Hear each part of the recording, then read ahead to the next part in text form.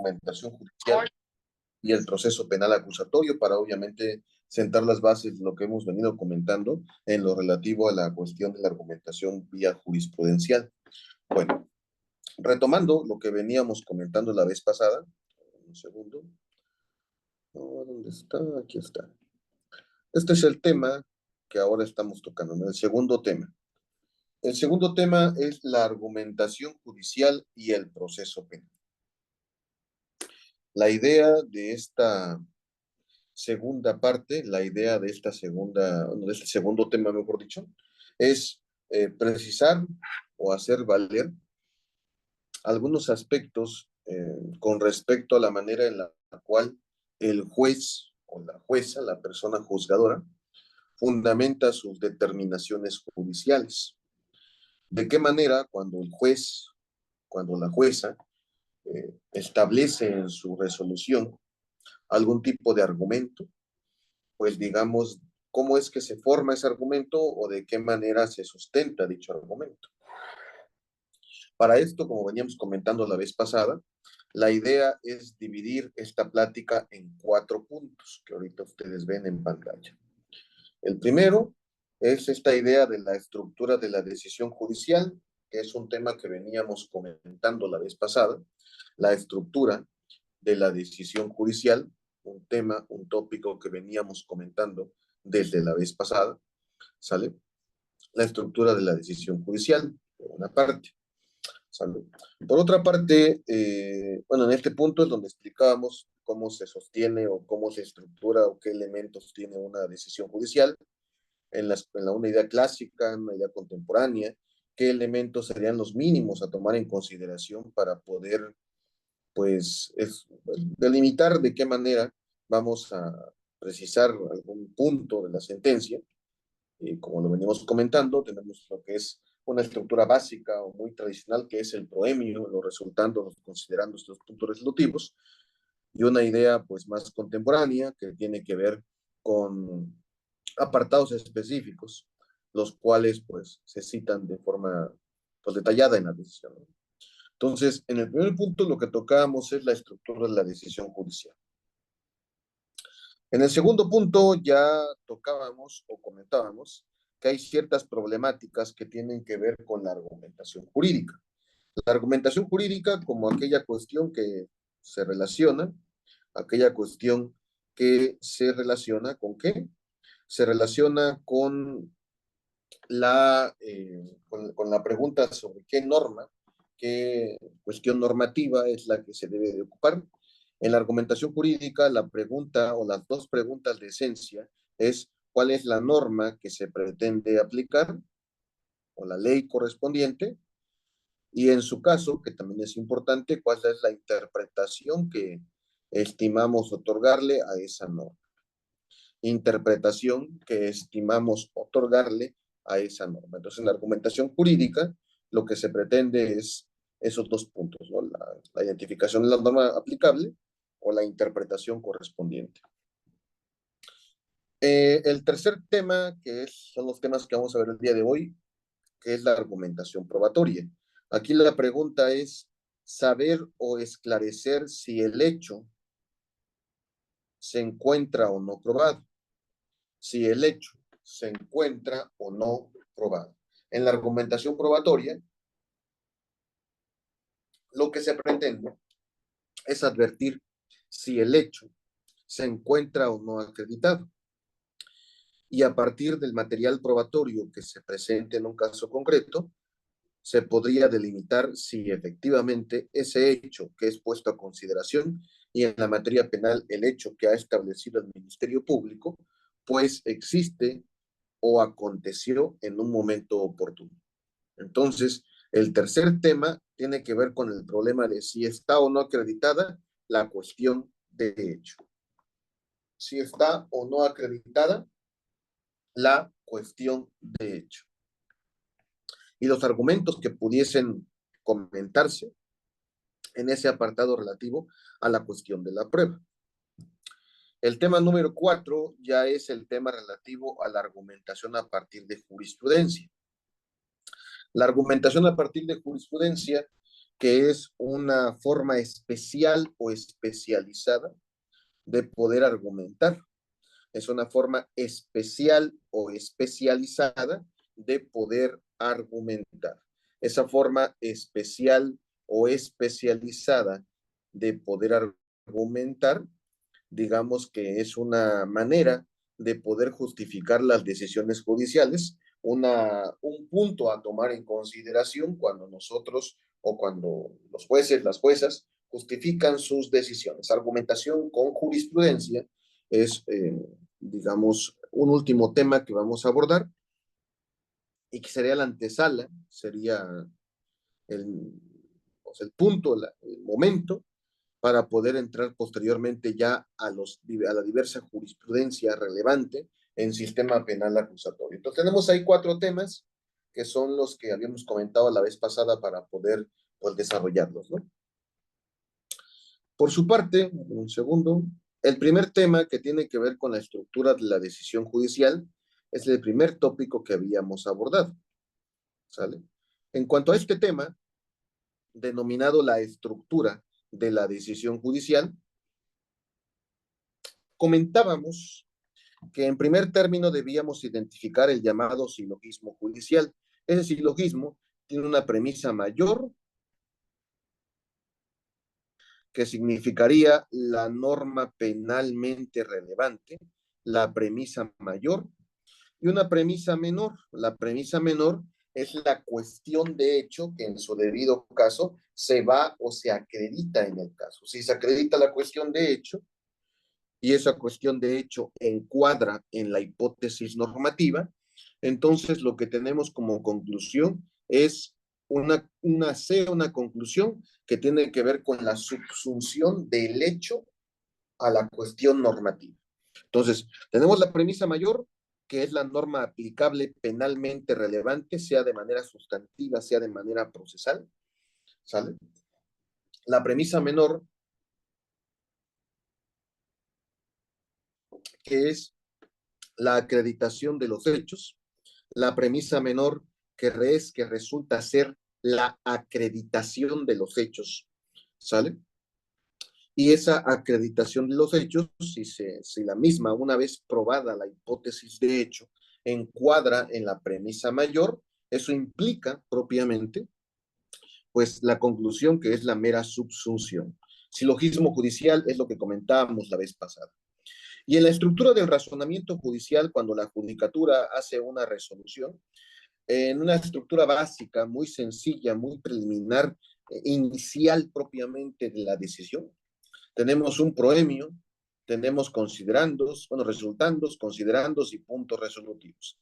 Ya comentábamos la vez pasada esta cuestión.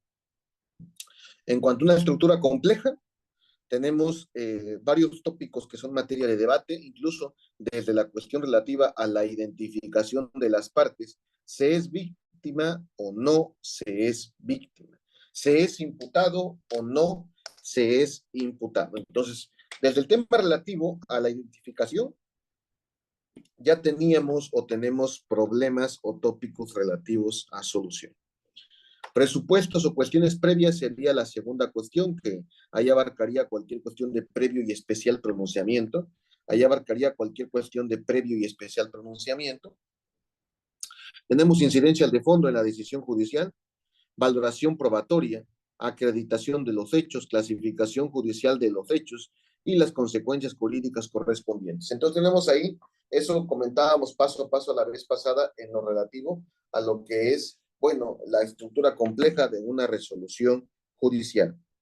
¿Sale? La estructura compleja de la resolución judicial. ¿Sale? Bueno, entonces tenemos ahí la estructura compleja. Comentábamos también que cuando la judicatura resuelve según la literatura, hay un contexto de descubrimiento. El juez razona por sí mismo y en su mente elucubra o identifica parámetros de su decisión. El juez elucubra, determina, esclarece algún tipo de parámetro de decisión. El contexto de descubrimiento lo que hace es simplemente decir que la judicatura en su mente de alguna manera forja la decisión judicial. ¿Y qué es el contexto de justificación? Bueno, el contexto de justificación, como su nombre lo dice, es justificar, pero de forma expresa. Tiene que establecerse de forma expresa en la sentencia, en la resolución, la manera en la cual se establece que se toma tal decisión. Se plantean ahí los argumentos correspondientes. Se plantean ahí argumentos correspondientes, ¿sale? Se plantean ahí argumentos correspondientes, ¿sale? Entonces, bajo esa tesitura tenemos contexto de descubrimiento y contexto de justificación. Contexto de descubrimiento y contexto de justificación. Para poder resolver problemas, hay problemas procesales y problemas materiales. Ya hemos comentado que en una decisión judicial hay problemas procesales como, por ejemplo, incidentes, incidencias, problemas relativos a figuras procesales como la flagrancia,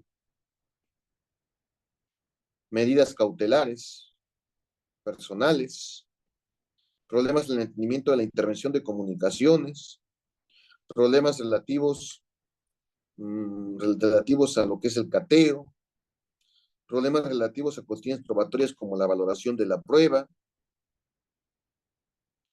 Todas estas cuestiones que les vengo comentando son cuestiones meramente procesales. O sea, son problemas que atañen al procedimiento, ¿sale? Entonces debemos encontrar elementos de corrección procesal. Debemos encontrar elementos de corrección procesal y elementos de corrección material. Corrección procesal, corrección material. Corrección procesal, corrección material. Bajo esa tesitura, teniendo presente eso, pues entonces tenemos ahí elementos que pudiesen servir para la solución del caso, pero en la corrección procesal y en la corrección material, ¿sale? Entonces, tenemos ahí dos tipos de corrección. Ahora bien, en esa corrección procesal hay problemas jurídicos, es decir, cuál es la norma que pretendemos aplicar, y en la corrección material también hay problemas jurídicos. En vía de ejemplo, una corrección procesal en una cuestión jurídica es, por ejemplo, el 146 del Código Nacional de Procedimientos Penales. Al hablar de flagrancia, ¿qué significa cada palabra que se encuentra en ese artículo 146? Una interpretación o un problema de interpretación normativa con respecto al 146. Problemas de argumentación jurídica, ¿sale? Y en cuanto a la cuestión material, podemos verificar, por ejemplo, qué significa razones de género en el delito de feminicidio, ¿sale? En el delito de feminicidio, ¿qué significa esas tres palabras llamadas razones de género? ¿De qué manera lo interpretamos? Y así nosotros advertimos en los códigos penales qué es lo que se puede decir con respecto a esta figura llamada razones de género. Razones de género. Entonces tenemos ahí problemas procesales y problemas materiales. Okay.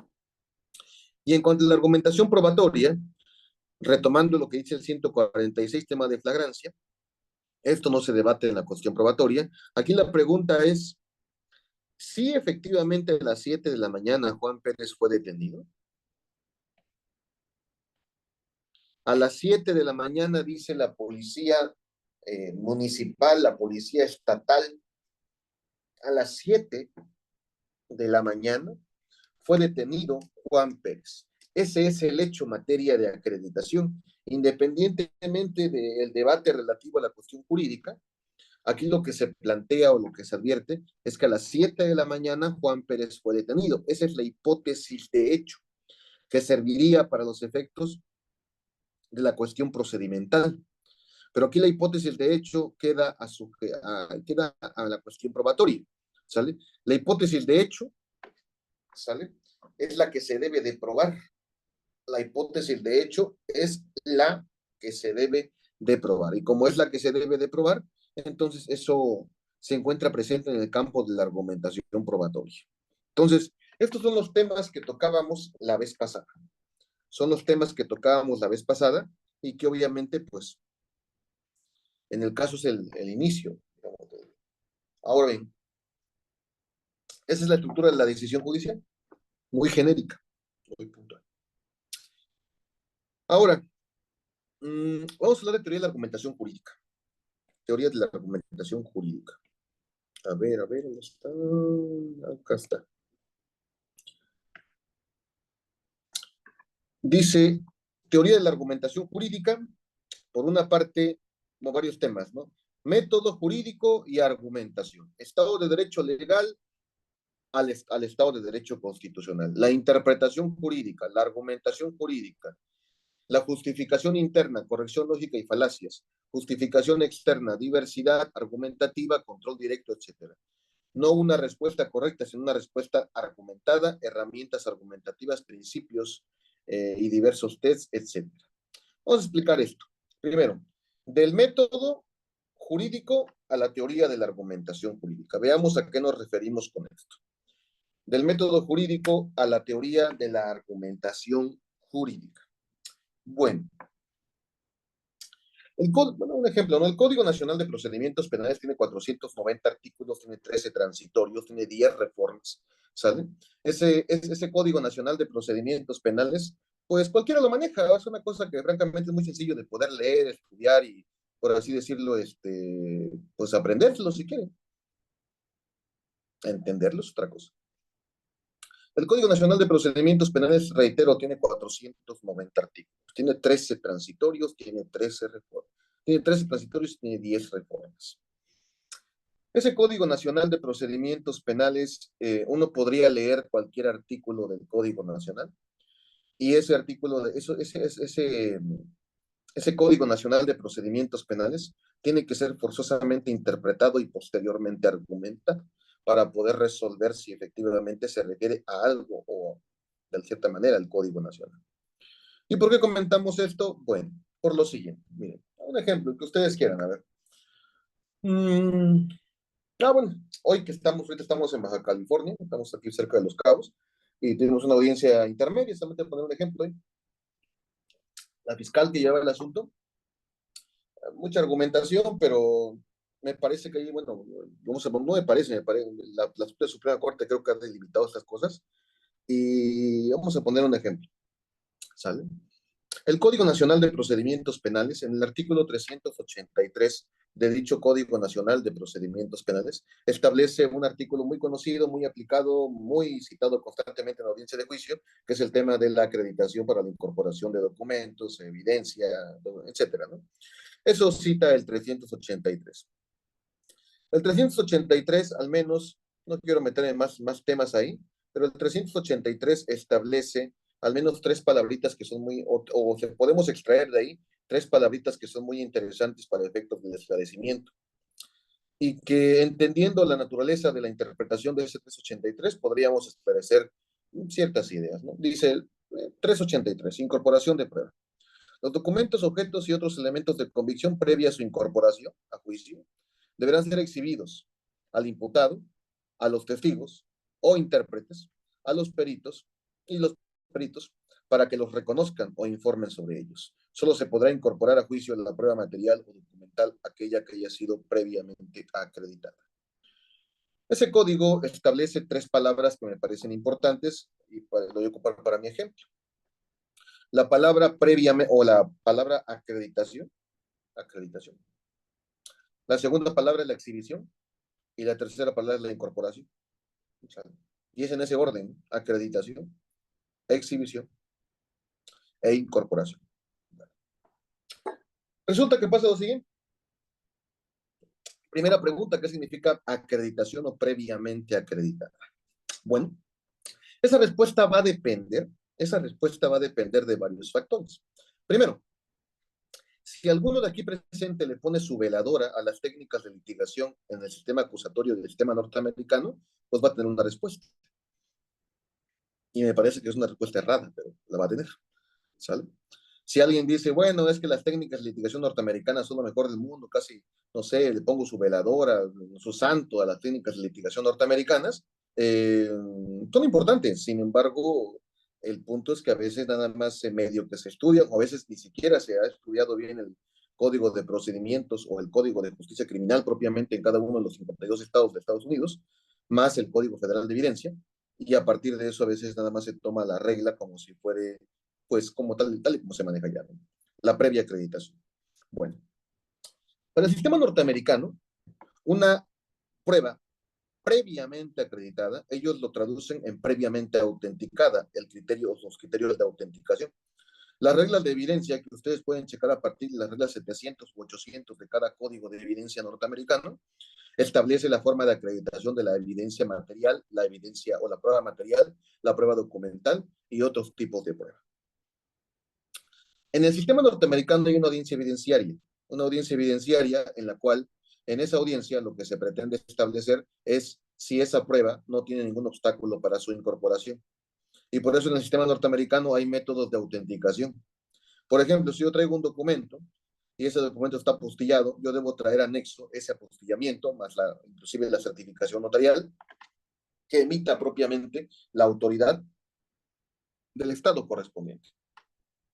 Se debate en la audiencia evidenciaria si efectivamente se cumple con los criterios de autenticación. ¿Sale? Si efectivamente se cumple con los criterios de autenticación. Y si se cumple con los criterios de autenticación, en la audiencia de juicio, esa prueba se incorpora con mucha facilidad. No sé si, por ejemplo, han visto las películas, bueno, películas series, ¿no? Películas, no sé, Hombres de Honor, bueno, hasta la cosa esta del Spectre, de cómo se llama, el Harry Specter y todos ellos, que luego en audiencia luego dicen, señoría, esta prueba, la defensa tiene esta prueba de evidencia tal, y lo ponen, casi la avientan al testigo. Lo que hacen es hacer una práctica consistente. Señoría, a ver, testigo, usted dice que en el caso, pues, vio a mi cliente en tal lugar, sí, y usted, obviamente, pues, cuando vio a mi cliente, pues, en ese momento fue cuando le entregó tal documento, sí, este documento, ¿verdad, testigo? Se la avientan casi, lo ponen ahí enfrente, pues, ni le piden permiso al juez. Ese tipo de prácticas sí están avaladas en el sistema norteamericano. O sea, es mucho más fácil ocupar evidencia en el sistema norteamericano. ¿Por qué? Porque ellos tienen una previa autenticación muy sólida. O sea, cuando se autentican etapas preliminares, ya no hay debate, mucho debate en la incorporación en juicio. Eso no pasa en nuestro sistema jurídico mexicano. Eso no es así en nuestro sistema jurídico mexicano. Porque en nuestro sistema jurídico mexicano no hay una audiencia de autenticación. En nuestro sistema jurídico mexicano hay una audiencia de admisión probatoria. La autenticación se da en juicio o la acreditación se da en juicio. ¿Cómo se da esto? A través de las clásicas preguntas súper chafas, súper fáciles, súper de kinder, como, oiga, usted me dice que es el dueño de la casa. Sí. ¿Y cómo yo sé que es el dueño de la casa? Cuéntenos. Bueno, pues yo tengo el papelito, licenciado. ¿Y qué papelito? Pues tengo el papelito que me dio un señor que le dicen el notario, señor licenciado. ¿Y dónde usted lo consiguió? Lo conseguí en Culiacán, Sinaloa. Ok, ¿y cuándo fue eso? En el 2010, 2011, licenciado. ¿Quién firma ahí? Yo, licenciado, y también firma el señor que me lo vendió, que es el señor Moisés Méndez. ¿Ok? Esa es la autenticación, la acreditación en juicio. Testigo, si yo le muestro ese documento, ¿usted podría reconocerlo? Claro que sí, señoría, permiso para poder usar ese documento, exhibirlo y en su momento incorporarlo vía litigación. Adelante, ¿no? Pues se exhibe. ¿Usted lo reconoce? Sí. ¿Por qué? Porque es el documento que le dije. ¿Y por qué bueno, por qué está abierto ahí? No, pues el tema relativo a que ahí viene mi nombre, es el documento que le comento. Ok, entonces, bueno, tomando en consideración esto, vamos a proseguir con la incorporación. Ahora sí, con la incorporación. Pero el testigo, señoría, permiso para que el testigo, pues, a través del interrogatorio incorpore. Sí, sígale, abogado, usted sígale. Bueno, ok, perfecto. Testigo, mejor, ¿me puede decir usted en la parte de la primera hoja qué es lo que dice en la parte de arriba? Si me lo puede leer, por favor. Incorporación por lectura. Una cosa sumamente, francamente, extremadamente, súper fácil, sencillísimo de poder hacer. No es tan complicado esta cuestión de la técnica de litigación. Muy fácil de poder hacer. Hace 15 años nos mentían, nos decían, es que hay que hacer unas técnicas súper avanzadísimas de litigación y los mejores litigadores. Eso cualquiera lo puede hacer, ¿no? Es la gran cosa, francamente. ¿Sale? Pero aquí el punto es, ¿qué es acreditación, qué es exhibición y qué es incorporación? Es un tema muy importante porque se debate todavía, incluso hay una tesis ahí, una tesis de un colegiado que dice que como último paso para poder incorporar, hay que pedirle incorporar. O sea, después de que ya lo vio el juez, lo vio la parte contraria, lo vio el testigo, se videograbó, señoría, solicito que quede incorporado como prueba número 5. Qué estupidez, qué tontería. Pues. Ya quedó desahogado, ya se grabó, todo. Pero hay una tesis que dice que hay que hacerlo. ¿Y por qué pasa esto? Pasa esto porque a veces no entendemos mecánicas de sistemas. En el sistema norteamericano, y por eso puse el ejemplo, en el sistema norteamericano sí se pide que quede acreditado o incorporado o citado en la audiencia de juicio. ¿Y por qué sucede esto? Porque en el sistema norteamericano existe acta mínima de debate. Y en el sistema norteamericano, si no lo pides, no se asienta en el acta mínima de debate. Porque el acta mínima de debate o el acta de debate es la base para la apelación. Es la base, es el entendimiento de la apelación. Todo lo que en el sistema norteamericano no se graba, y como no se graba, la base de apelación es el acta. Esa es la base de apelación. Por eso ustedes ven todo el tiempo que en el sistema norteamericano, incluso ven en las películas, y que queda sentado en el acta tal, y queda esto, y queda esto, y queda esto. Porque cada cosa que les interese a los litigantes en el sistema norteamericano para la apelación es que queda sentada ciertas cosas para efectos de en su momento generar el recurso. Ese es el punto. Pero en el sistema jurídico mexicano esto no aplica.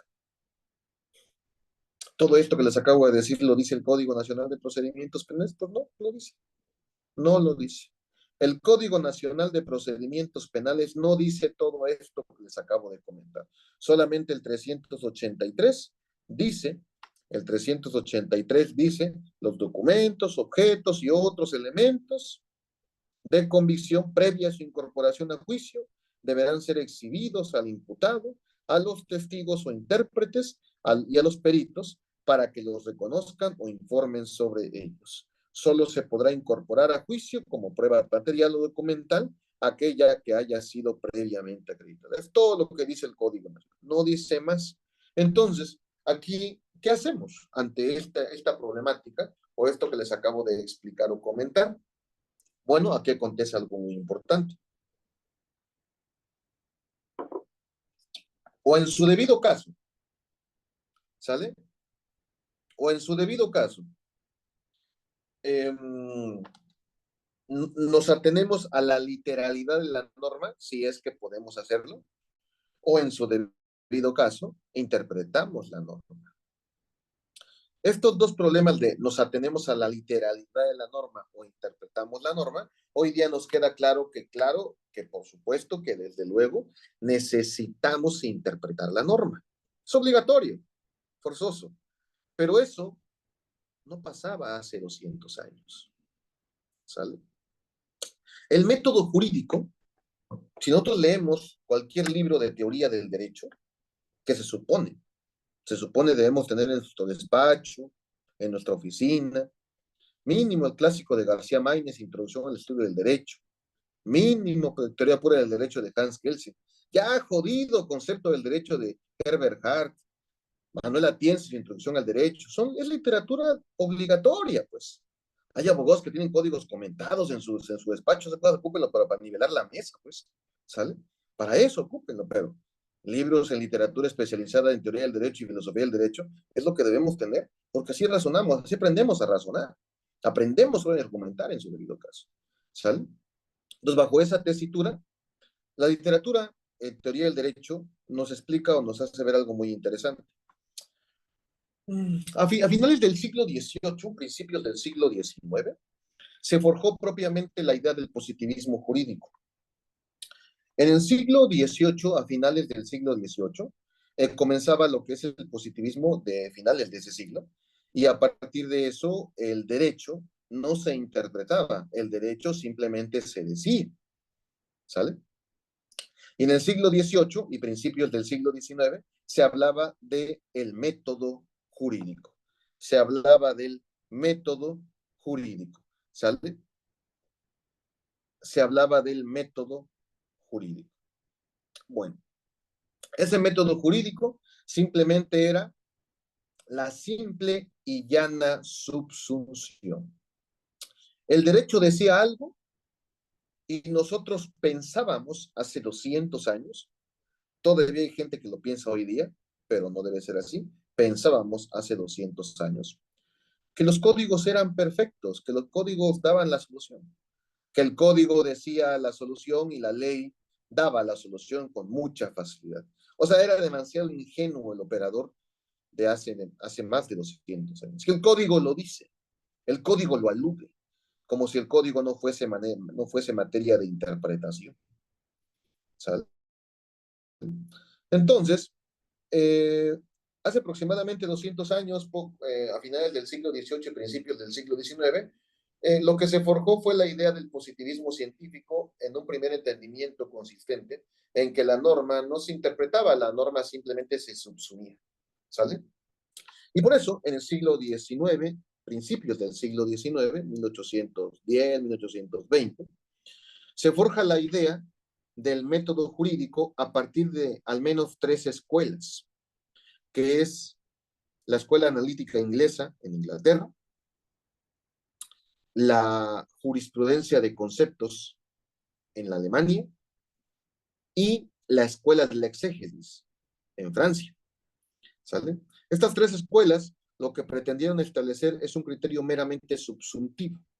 Profesores como Friedrich von Savigny, a partir propiamente de la teoría de la interpretación mínima, estableció criterios de interpretación básicos como el tema gramatical, el tema histórico, la teleología y la autenticidad. Es decir, Savigny decía, cuando tú tienes un problema con la norma, hay que acudir al ámbito gramatical de la misma. ¿Qué significa en español? Debes de acudir a la historia, es decir, por qué se creó la norma. Debes de acudir al legislador auténtico, por qué el legislador planteó eso. Y debes de acudir propiamente al sistema, es decir, si otro artículo te podía responder esta pregunta. Y es todo lo que hacíamos. Hay gente que todavía al día de hoy hace esto. Hay gente que lee un código, lee un artículo y de volada va por su diccionario y ahí se queda, no hay más. Pues, ¿qué significaría esto conforme al diccionario? Lo cual ayuda, pero no es suficiente. ¿Sale? La teoría del método jurídico del siglo XIX daba la idea de que la forma en la cual se conocía el derecho es a partir de una interpretación directa de la norma. Una interpretación muy básica, consistente en lo gramatical, consistente en el sistema de, digamos, de delegación, a la autenticidad y el tema relativo al histórico. ¿Sabe? Entonces, en primer término, en ese tiempo el método jurídico era la mera subsunción. La mera subsunción. Con el transcurso del tiempo, que lo tocaremos posteriormente, del Estado de Derecho legal a constitucional, lo que se planteó fue tratar de advertir que para poder resolver un problema en el derecho, para poder resolver un problema en el derecho, no hay una sola respuesta. Hay varias respuestas por varias interpretaciones y un cúmulo de argumentaciones. La respuesta que sería la más oportuna es aquella que esté mejor argumentada. La respuesta que sería la más oportuna es aquella que esté mejor argumentada. Esa es la respuesta correcta, aquella respuesta que está mejor argumentada. Entonces, tendríamos que poner el ojo en la teoría de la argumentación para poder saber cuál sería la mejor respuesta. Teoría del método jurídico a la teoría de la argumentación jurídica. Primer punto. Segundo punto, Estado de Derecho legal. El Estado de Derecho legal versus el Estado de Derecho constitucional. Hoy estamos en un Estado de Derecho constitucional. Hoy, en el 2025, con la cosa que hizo el señor presidente, pues quién sabe, pero hoy al menos todavía seguimos. Capaz en el 2025 estaremos, no sé, vendiendo algo de comerciantes, de abogados, quién sabe, pero por el momento, como sea, pues vivan, sean felices con esta cosa hasta que llegue esa tontería o estupidez que hizo el señor presidente, pero bueno, ahí está. Pues. Lo digo claramente, me queda grabado, no me interesa, francamente. ¿Sale? ¿Por qué? Porque hay que ser académicos serios, hay que ser académicos serios, tampoco hay que estar ahí a la orden, hay que ser serios. En el caso no es posible lo que se hizo, pero bueno, veremos cómo va avanzando este tema, ¿no? Veremos cómo va avanzando. Ahí verán a su vecino, capaz que con el cual se pelean porque el señor alega por lo que sea, siendo su juez en una audiencia de homicidio, a ver qué pasa en su debido caso. Pero bueno, bajo esa tesitura y teniendo presente este punto, bueno, ahora, fíjense, el Estado de Derecho legal 1900 y principios del siglo XX. 1900 y, perdón, 1800 y 1910, 1920 aproximadamente. Sucedió un fenómeno muy interesante, el Estado de Derecho Legal. Ustedes recordarán, es muy interesante, yo recomiendo siempre, o recomendaría siempre, que no dejen de estudiar teoría general del proceso, derecho constitucional, obviamente derechos humanos, todo lo que es teoría de la argumentación, teoría del derecho y filosofía del derecho, y sobre todo el ámbito histórico, sobre todo el ámbito histórico. ¿Por qué? Porque así se percatarán por qué está pasando las cosas tal y como pasan. Veamos por qué. Derechos humanos. Si veamos los antecedentes del derecho internacional de los derechos humanos, ¿sale? Tenemos en 1215 las cartas de Juan Sin Tierra, en 1666, 67, no estoy mal, el tema de las cartas de Bill of Rights, y tenemos en 1776 el tema relativo a la Constitución de Filadelfia. En 1789 tenemos la Declaración de los Derechos del Hombre y del Ciudadano. Eso es siglo XVIII, ¿sale? Para ese tiempo, incluso en materia penal, bueno, eso es en el sistema de derechos humanos.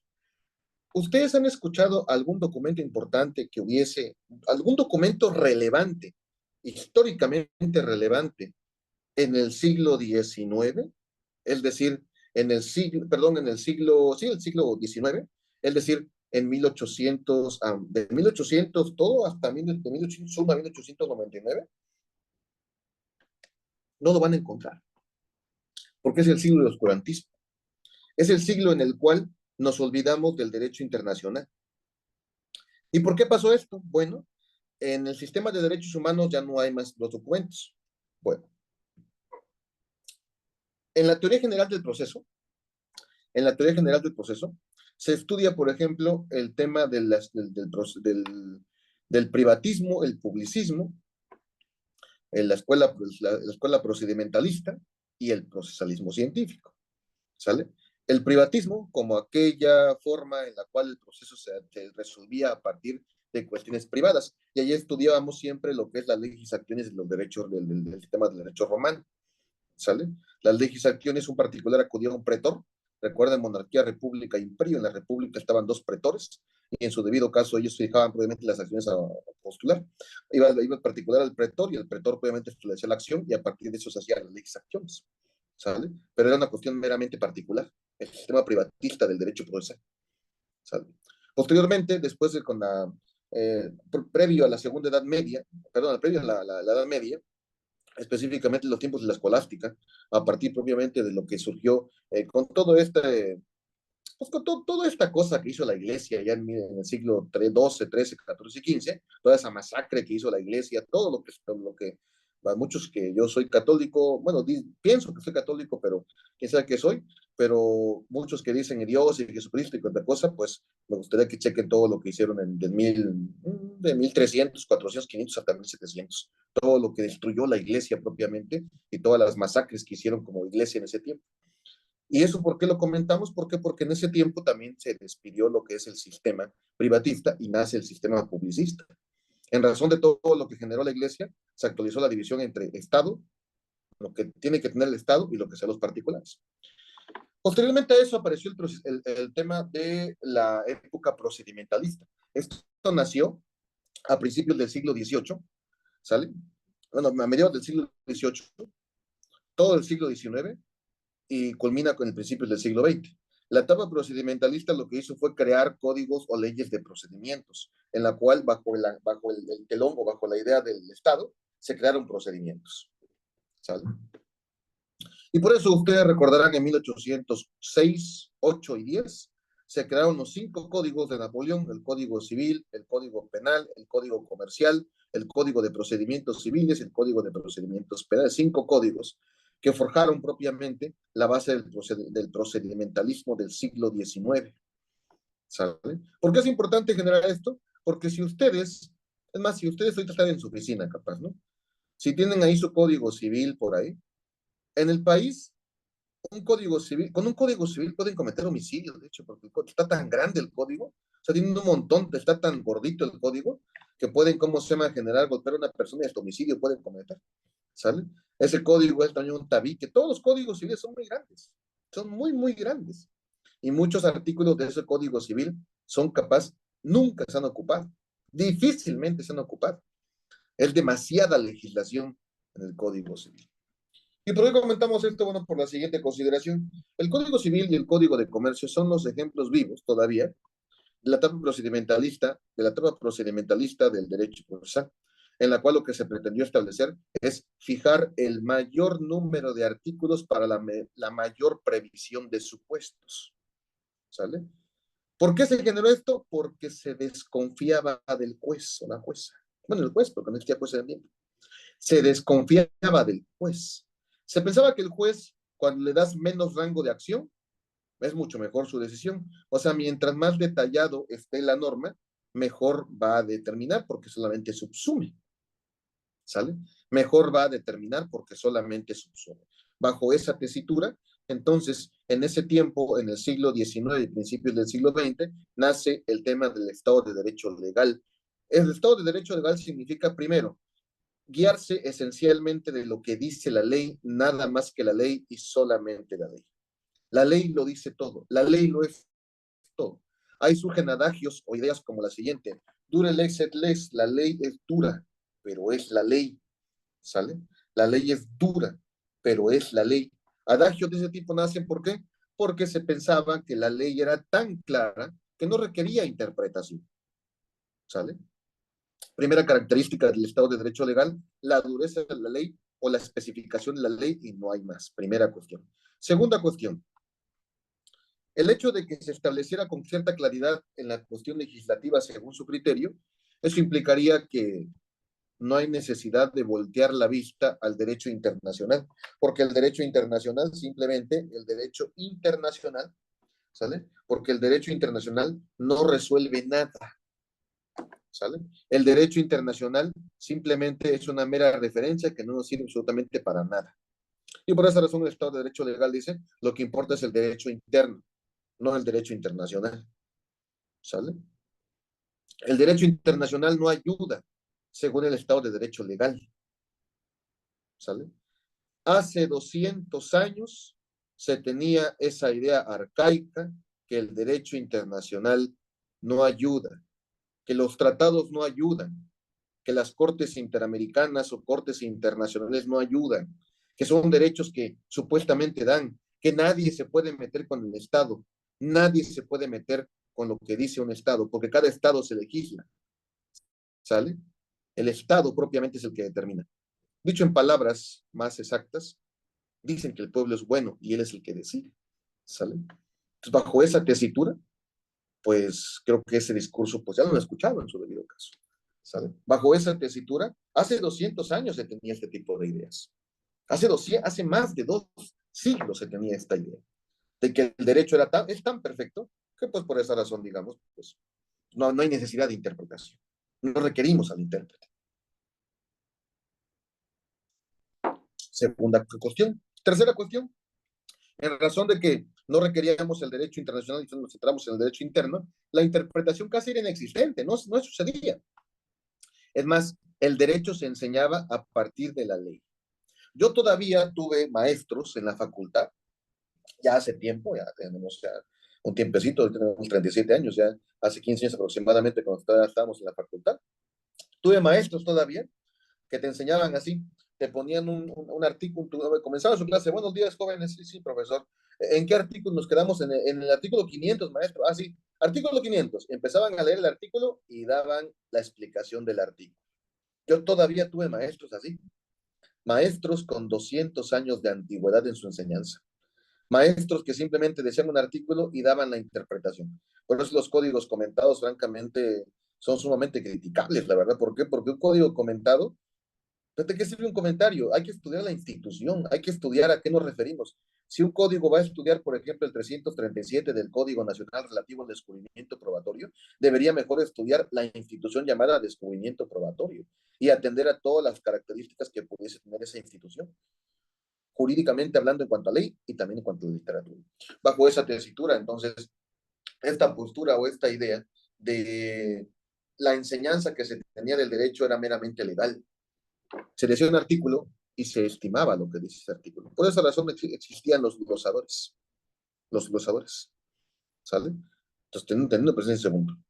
Eh, a ver, ok. Entonces, teníamos ese punto. Y a partir de esto, se estimaba que valores como la ética, la moral o simplemente los valores no sirven, no ayudan, no son motivo de interpretación. La moral se excluye del derecho. La moral se excluye del derecho. Todo esto es el Estado de Derecho legal. Sin embargo, como ustedes saben perfectamente, mucho mejor que yo, obviamente, en 1914 comienza la Primera Guerra Mundial. 1918 termina la Primera Guerra Mundial, pierde Alemania, se firma en 1919 el Tratado de Versalles, a la vez en 1919 se funda la Constitución de Bonn, Alemania, y perdón, la Constitución de Weimar, ¿sale? Y a partir de esto, el Estado alemán tiene la Constitución de Weimar, es la constitución más importante de todos los tiempos. Es la constitución que todo constitucionalista ha estudiado, porque es la constitución que por primera vez hizo latente la idea de la dignidad y los valores de los derechos de las personas. Pero fíjense qué interesante, en 1919, la constitución de Weimar, una constitución muy avanzada para su época, una constitución de valores, una constitución de mucho conocimiento. Pero en 1923 se publica, o mejor dicho, se escribe, un pequeño libro muy interesante, muy conocido, que se llama Mi lucha, hecho por un sujeto que estaba en prisión, pintor, gran orador, y que lo publicó estando en prisión para hacer la base del manifiesto comunista, lo cual en 1928, si no estoy mal, 29, le sirvió como base para poder intentar ascender al poder, derrocar a los titulares del Partido Nacional Socialista de ese tiempo, para que en 1933 ascienda al poder específicamente como Tercer Reich, y 6 años después de su poder, en 1939, invade Polonia, para que este sujeto llamado Adolf Hitler, pues comienza la Segunda Guerra Mundial. ¿Sale? 1939, Polonia, invade Polonia, y en 1945 culmina la Segunda Guerra Mundial. ¿Sale? Son cuestiones básicas de historia de primaria y secundaria que todo el mundo la ha leído. Bajo esa tesitura, todo el mundo conoce esto, pero no siempre, algunas veces sí. Los afortunados que tuvieron esa educación mejor que la de un servidor, pues desde la secundaria, quizás desde la preparatoria, les comentaron que existieron los juicios propiamente a los alemanes, los juicios de Nuremberg, ¿sale? Y los juicios de Nuremberg fueron la base, primero, son juicios justos, porque son la base del Tribunal Constitucional, pero son juicios injustos porque incumplieron todo derecho existente para un debido proceso, todo derecho existente. Se crearon tribunales especiales, porque se crearon para juzgar esos casos. Fueron antes al hecho, perdón, fueron posteriores al hecho. ¿Por qué? Porque ya pasó la Segunda Guerra Mundial y se quedaron posteriores al hecho. La ley que los creó fue posterior al hecho también. Aparte, los jueces eran norteamericanos y se fueron hasta Alemania, en Nuremberg, como se llama, en Auschwitz, en muchos lugares para poder juzgar. Entonces violaron todas las reglas que están en el 14, pues todas, sin problema. ¿Sale? Pero esos tribunales podríamos decir quizás que como mínimo sí tenían razón cuando decían muchas cosas como las siguientes. Los jueces que fueron juzgados decían, yo cumplí con el derecho. Sí, pero cumpliste con el derecho, pero no cumpliste con la ley, no cumpliste con el derecho. Cumpliste con lo que te decía la ley. La ley te decía propiamente, esta persona es judía, es judía, pues cámara de gas, es polaca, si es fuerte, pues para trabajar. Campos de concentración. Entonces, bajo esa tesitura, la resolución propiamente que se daba, pues era una resolución directa, una resolución, digamos, sin necesidad de interpretación. ¿Cómo se logró esto? ¿Cómo es posible que este tipo de interpretaciones se lograran? Bueno, es muy conocido el debate entre Hans Kelsen y Carl Schmitt para la creación de los tribunales constitucionales. Es muy conocido ese debate en el cual, si no supiéramos quién fue Carl Schmitt, si no tuviéramos claro quién fue Carl Schmitt, hoy día lo alabarían, porque su interpretación es exactamente la misma como la tiene la Corte al día de hoy. Si no supiéramos quién fue Hans Kelsen, si no supiéramos quién fue Hans Kelsen, no lo alabaríamos ¿Por qué? Porque se parece a muchas personas que interpretan el código como si fuera de forma literal, al menos esa es la idea que le han dado, pero la realidad es que no es así. Hans Kelsen, un austriaco que en su momento vivió en Alemania y posteriormente se fue de ahí previo a la Segunda Guerra Mundial, tuvo un gran debate con Carl Schmitt, en el cual Carl Schmitt decía un debate sobre la existencia o no de tribunales constitucionales. ¿Sale? Kelsen fue la base para los tribunales constitucionales. ¿Por qué? Porque él decía que las leyes deben ser controladas a partir de un tribunal superior, de un tribunal que pueda determinar esto. Y Carl Schmitt decía que la interpretación de la norma puede ser abierta. Los valores que se encuentran en la Constitución son los importantes. ¿Por qué señalamos esto? Bueno, porque después de la Segunda Guerra Mundial, cuando fueron juzgados los jueces, se advirtieron ellos que a pesar de que las leyes decían algo, aun y cuando la ley fuese totalmente clara, la manera en la cual se pudiese interpretar puede ser divergente atendiendo la intérprete. Bajo esa tesitura debemos encontrar las soluciones más justas que se puedan advertir en un caso concreto. Y se empezó a hablar, Radbruch, la gran fórmula Radbruch es todo aquel derecho que es eminentemente injusto o manifiestamente injusto no debe ser derecho. Todo aquel derecho que es manifiestamente injusto no es posible que sea derecho. Esto forjó los primeros lineamientos para poder cambiar la manera de interpretación y hablar ya no de interpretación gramatical, que sí es posible que exista, nadie dice que no, pero empezar a hablar de diversas interpretaciones y diversas argumentaciones.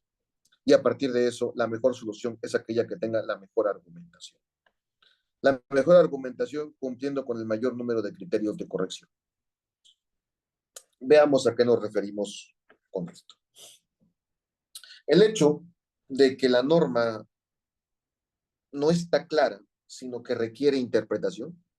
El hecho de que cada uno de ustedes parta de la idea de que la norma no está clara y requiere interpretación y no digan de que no, la norma dice esto y hay que atenerse, no. Tener presente la posibilidad de la existencia de otras interpretaciones nos abre la puerta a poder advertir el cúmulo de argumentos que pudiésemos sustentar en un caso. ¿Sale? Nos hace apreciar el cúmulo de argumentos que pudiésemos presentar en un caso. Entonces, aparece el llamado Estado de Derecho Constitucional. El Estado de Derecho Constitucional lo que forja o lo que dice es que toda interpretación siempre va a devenir de primera mano de la Constitución. En primer término, lo que hay que tomar en cuenta para entender lo que el derecho o que las leyes, lo que las normas nos pretenden decir, es acudir a la Constitución. Es acudir a la Constitución. Primera cuestión que hay que tener presente, el acudir a la Constitución. Segundo, la forma en la cual resolvemos un caso no es a partir simplemente de la mera subsunción, es a partir del entendimiento de los valores que se encuentran presentes en la norma y que se sostienen a partir de la Constitución.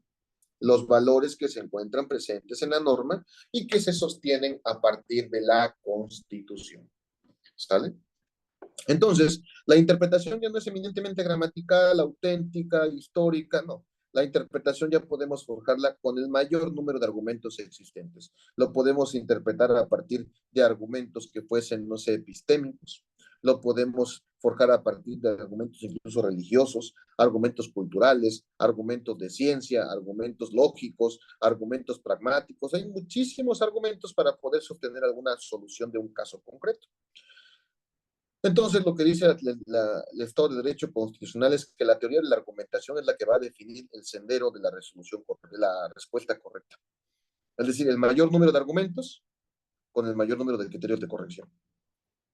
En los casos difíciles. En los casos difíciles. ¿Sale? Pongamos un ejemplo para que ustedes aprecien algo. Un concepto, ¿no? Una palabra. No nos compliquemos la vida. Imputado. Esa palabra que siempre ocupamos en la audiencia. Aquí el señor imputado. Señor imputado, le queremos formular imputación. Señoría, el imputado. Todo el tiempo, no sé cuántas veces ocupan la palabra imputado en una audiencia, pero un montón de veces la ocupan. ¿Pero qué significa imputado? Pues, ¿qué es la palabra imputado? ¿A qué nos referimos cuando hablamos de la palabra imputado? Me podría decir, no sé, me podría decir Gabriela, Kelly, Marlon, Ana, Gustavo, Hugo, etcétera, Sharon, etcétera. Bueno, pues el Código Nacional tiene un concepto, Arturo. El 112 del Código Nacional de Procedimientos Penales establece que imputado es aquella persona que es señalada, aunque aquí viene el detalle, imputado se denominará genéricamente imputado a quien sea señalado por el Ministerio Público como posible autor o partícipe de un hecho que la ley señala como delito. Eso dice el código. Imputado a quien sea señalado por el Ministerio Público. Es el concepto que tiene el código. Primera cuestión, ¿qué entendemos por ese concepto? Y segunda cuestión, ¿ese concepto es correcto? Dice el código que imputado es aquella persona que es señalada por el Ministerio Público. Entonces, la o el que le da la calidad de imputado es la fiscalía. Así dice el código. Es el que señala el Ministerio Público. Entonces la pregunta ¿es el que señala a la fiscalía? Porque así dice el código. No podrían ustedes decir, no, es incorrecto. Bueno, primero antes de que pensemos si es incorrecto, ¿por qué no se preguntan? Porque ya, por ejemplo, cuando digo esta cuestión, luego dicen, no es así, etcétera, etcétera. Primero identifiquen a qué se refiere cuando dice, es señalado por el Ministerio Público. Primera opción, primera interpretación. Porque el Ministerio Público se le da la gana y el fiscal dice, bueno, pues tú eres imputado y se acabó. Puede ser la primera interpretación. La segunda interpretación es a quien sea señalado por el Ministerio Público y que el fiscal lo hace solamente en audiencia inicial. Por lo tanto, imputado solamente en audiencia inicial. Hay gente que piensa así. ¿Sale? Segundo, tercero, aquel que es señalado por el Ministerio Público. Sí, Arturo, pero hay que interpretar un poco más y es aquel que sea señalado por el Ministerio Público siempre y cuando la información probatoria así se lo diga. Tercer concepto. Cuarto concepto, no, Arturo, aunque el fiscal ni lo diga, es irrelevante. Si la información probatoria lo dice, ya es imputado. Cuarto concepto. Y así empezamos a identificar varios conceptos. ¿Sale? Varios conceptos. Depende del concepto que se tenga, será la resolución del caso que se ponga a consideración. ¿Sale? La Suprema Corte de Justicia declaró constitucional este artículo en el amparo en revisión 655-2023. ¿Sale? La primera sala de la Corte en el amparo directo, perdón, amparo en revisión 655, diagonal 2023. La primera sala de la Corte se decantó por el tercer concepto. La Corte dice que sí es correcto que el único que designa la calidad de imputado es el Ministerio Público. Sí lo dice la Corte. La Corte optó por este supuesto. Dice, imputado, sí, efectivamente, es aquel que dice el fiscal que es el imputado. Pero segundo punto, esto no es arbitrario, sino que el fiscal debe de justificar por qué razón es o no es el imputado. Así que si, por ejemplo, un ministerio público, ustedes comparecen y dicen, yo tengo la calidad de imputado por esto, por esto y por esto, y el fiscal simplemente, pues cuando contesta, no tienes la calidad, debe haber un mínimo de justificación ahí para poder controlar esa decisión. ¿Sale?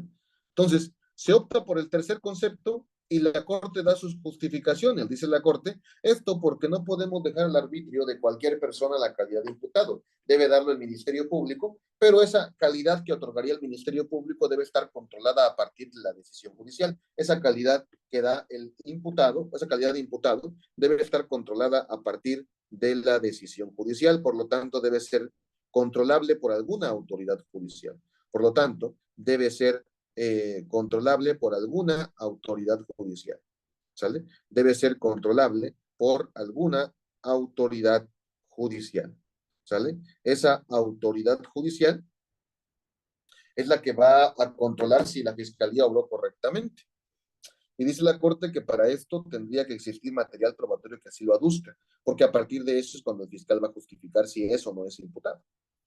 Entonces, retomando el punto entonces, ¿qué es imputado? Bueno, al menos la idea sería es que el 112, a pesar de que lo dice, no lo dice.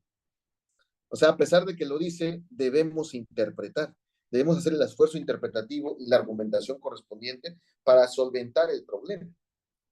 Entonces, por más que el código lo diga expresamente, por más que el código lo aluda de forma expresa o supuestamente clara, lo cierto es que podemos problematizar el tema y a partir de eso generar algún criterio de interpretación y argumentación del caso concreto o del tema a debate en concreto, o del tema a debate en concreto.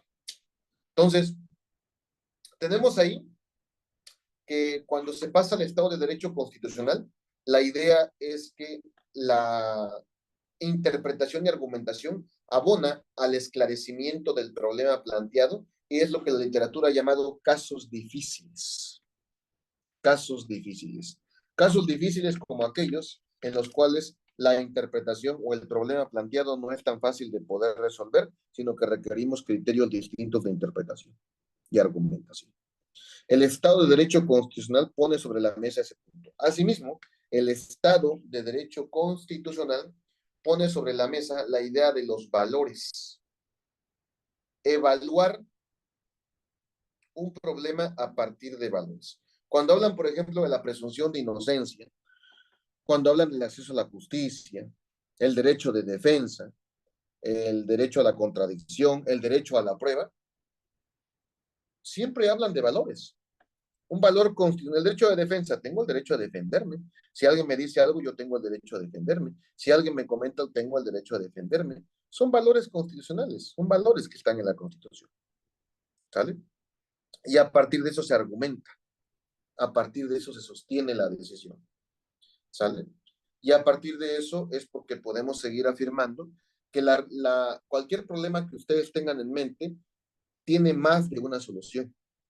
Cualquier problema que tengan en mente tiene más de una solución y puede interpretarse y argumentarse en el tenor de cada una de esas soluciones.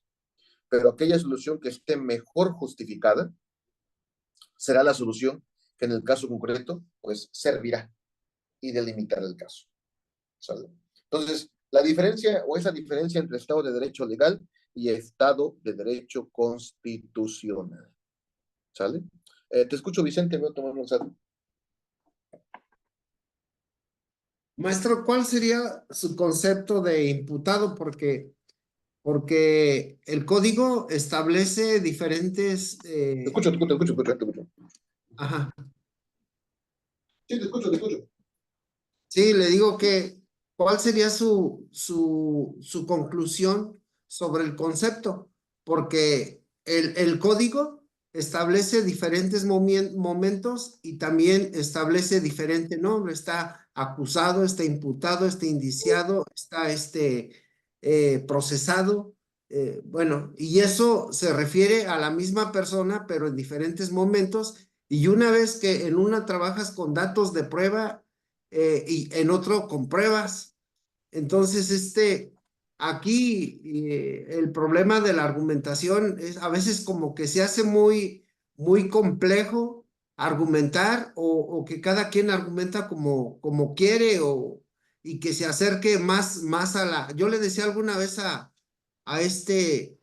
a un maestro que daba argumentación jurídica, no recuerdo cómo se llamaba pero tú dices, bueno, ¿qué es argumentar? ¿En cuánto tiempo yo aprendo a hablar, por decir, a decir la palabra precisa en el momento preciso y que se le dé ese significado? Porque tal parece que la argumentación es que pues, cada quien hace su mejor razonamiento y pues a ver, como que se queda ahí en el limbo, ¿no? Pues de hecho, sí, este último, esa es la idea de la argumentación. Cada quien presentará su mejor razonamiento y a partir de eso contrastarlo con el resto de argumentos. Por ejemplo, si imaginemos que no tuviésemos jurisprudencia con respecto al 112 del Código Nacional, no tuviéramos jurisprudencia y a partir de eso seguiría en debate qué significa la palabra imputado. El Código Nacional, como ya comentábamos, imputado es aquella persona quien es señalada por el Ministerio Público, ¿sale? Como posible persona que cometió el evento delictivo. Ese es según el Código Nacional. ¿sale? Según la jurisprudencia, efectivamente, una persona imputada es aquella persona que es señalada por el Ministerio Público como aquella persona que participó en el evento delictivo y que tiene material probatorio que al menos justifique que esa persona pueda ser imputada. Digamos que esas son las dos características o elementos de la persona imputada. Uno, que lo señale la fiscalía, o sea, que diga que él es el imputado. Y dos, que efectivamente exista material probatorio que sostenga esa información. Tenga o no tenga valor, lo importante es que exista material probatorio que sostenga esa afirmación. ¿Sale? Es para la figura del imputado, primero. Imputado sería aquella persona, según la jurisprudencia, según este amparo en revisión 655-2023 y el 112 del Código Nacional de Procedimientos Penales, imputado es aquella persona que es señalada por la institución ministerial con base probatoria, con información probatoria que permita afirmarle esa cuestión. Las diferenciaciones entre investigado, indiciado, imputado, acusado, sentenciado, en realidad son palabras, algunas que sí están en el código y otras que lo tratan de hacer para hacer mayores especificaciones. La realidad es que la Suprema Corte, cuando ha dividido, simplemente habla de tres cosas. Ya ves, nada más de dos. Uno es imputado y dos es sentenciado. Se acabó. ¿Sale? La figura del acusado nace, se ha tocado la figura del acusado, pero cuando estamos ya obviamente presentada la acusación en la etapa intermedia. Hasta ahí, pero pues sigue siendo imputado, sigue siendo una persona que todavía no ha sido sentenciado y determinado su culpabilidad por una sentencia firme, por lo tanto sigue siendo imputado. Que lo llames acusado, en nada cambia la idea de que sigue siendo imputado. ¿Sale? Entonces, para esa diferenciación, indiciado porque existen indicios en su contra, investigado porque lo estamos investigando, no se aprecia cuál es el efecto práctico o la resolución teórica, o mejor dicho, el apoyo teórico que nos ayude para poder resolver este tema o de qué manera nos sirve este apoyo teórico. No tenemos eso. Entonces, bajo esa tesitura, nomás yo les decir imputado y sentenciado y se acabó.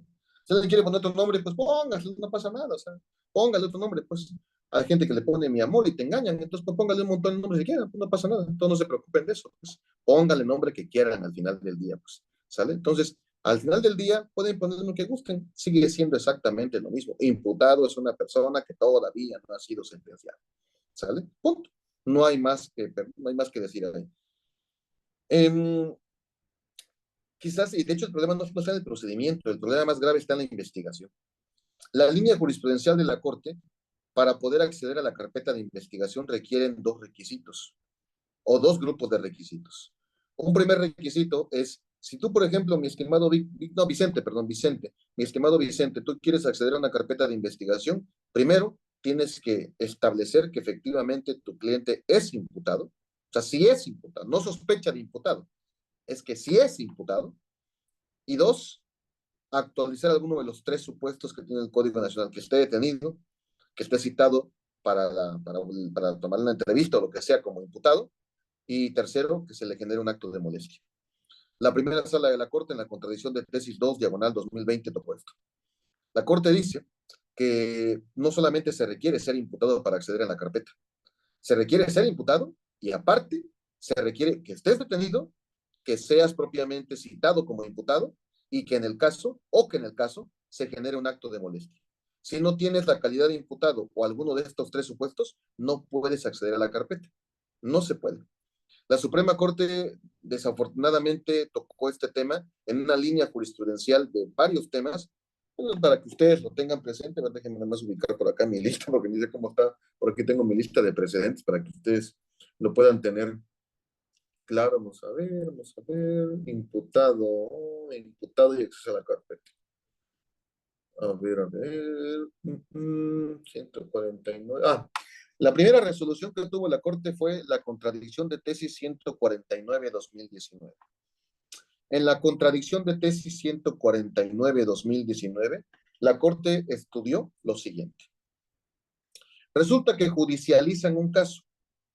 El fiscal presenta un escrito para efectos de formular imputación por escrito al imputado. ¿Sale? Se señala fecha para audiencia inicial. Imaginemos que yo, fiscal, presento un escrito, la jueza Silvia autoriza el escrito, señala una fecha, y luego Sharon va con su cliente y dice, bueno, ya me notificaron, voy a ir a audiencia. Lo que generó esta contradicción hoy día es absurdo, pero es lo que pasó. Iba Sharon conmigo y me decía, oiga, licenciado Arturo, ¿me puede dar copia de la carpeta? Y yo le decía, ¿por qué? Pues porque ya me judicializó a mi cliente. No, pero ahí en la audiencia, ahí lo checamos. Porque yo no sé si usted va a ser vinculado. Yo ese día voy a decirle, ahorita no tiene la calidad de imputado, ahorita. En la audiencia sí. Ahí le voy a decir que usted es imputado, ahorita no. Entonces, es una negativa que hacía como fiscal. Sin embargo, la Corte, en la contradicción de tesis 149 de 2019, la Corte decidió claramente que una vez judicializado el asunto debe entregarse copias. ¿Por qué? Porque ya se tiene la calidad de imputado, porque obviamente se pidió la audiencia para formulación de imputación, y segundo, porque está siendo citado en la calidad de imputado. Contradicción de tesis 149 2019. 2019.